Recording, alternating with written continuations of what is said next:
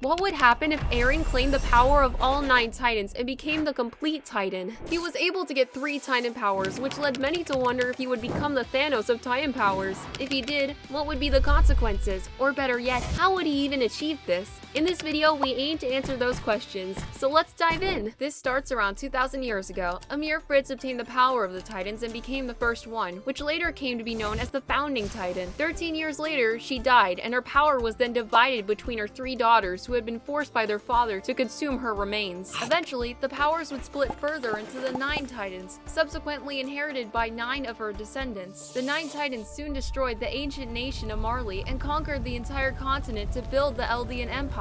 Family relations would play an important part in passing the powers from the previous inheritors of the Titan. Thus, the 9 Titans normally stayed within noble families during Eldia's reign. When King Fritz inherited the Founding Titan, he abandoned his duties of balancing the continent's powers, leading to the Great Titan War between the other 8 Titans. The king fled and moved many Eldians into Paradis Island. Marley seized control over 7 of the 9 Titans during the war, with only the Founding and the Attack Titans escaping their grasp. They distributed the Titans they had among the Eldians loyal to them. Meanwhile, hundreds of years later, a young boy by the name of Eren Yeager would be born into the city of Shiganshina. However, after the fall of Wall Maria, he saw his mother being eaten by a Titan, leading to his hatred towards the Titans as he vowed to wipe them all off the face of the earth. Eren Yeager received his initial Titan, the Attack Titan, after devouring his father. It had long ears, fleshless jaws, and a muscular body. He also had a lot of physical strength and endurance. After ingesting a bottle labeled armor from a bag, Eren's Titan gained the ability to harden. Using his Titan form let Eren control over his initially unstable mental state. Initially, due to not having royal blood, Eren was not able to use the powers of the Founding Titan. However, if he came close to a Titan with royal blood, he could temporarily use its abilities, like controlling pure Titans with his screams. During the raid on Livero, Eren killed and consumed Lara Tiber, inheriting her warhammer Titan and gaining structural hardening abilities, which she went on to use against both the armored Titan and the jaw Titan. After coming into contact with his half-brother Zeke, Eren was able to obtain the full capabilities of the Founding Titan, such as controlling the Colossus Titans within the walls. Zeke wanted to manipulate the genetic makeup of Eldians using the Founding Titan's powers, meaning they weren't able to reproduce and eventually had the entire race die out. Eren obviously didn't agree, so he tricked Zeke into thinking he was following the plan, when instead he just wanted Zeke to start the rumbling. The rumbling did end up happening. However, this is where the key question comes in. What would have happened if Eren had a mission of getting all the 9 Titans' powers? First, let's answer how he would have gotten them in the first place. Reiner Braun is the holder of the Armor Titan. He and Eren didn't have the best of relationships. Reiner was responsible for the breach of Wall Maria. When the Survey Corps learned about his identity during the Battle of Shiganshina, it led to a confrontation between him and Eren. Over the years, they engaged in over 4 fights, with mixed results. Sometimes Eren won, others he would win. However, if Eren were trying to gain the power of the Armor Titan, it would not be too hard to find him. Reiner has always been active in the community, and he would often be seen traveling the land. Thus, Eren could basically just call to him and he would arrive. In this showdown, things would quickly become intense. Reiner has the ability of very strong armor, making him hard to defeat. Initially, Eren would have the upper hand,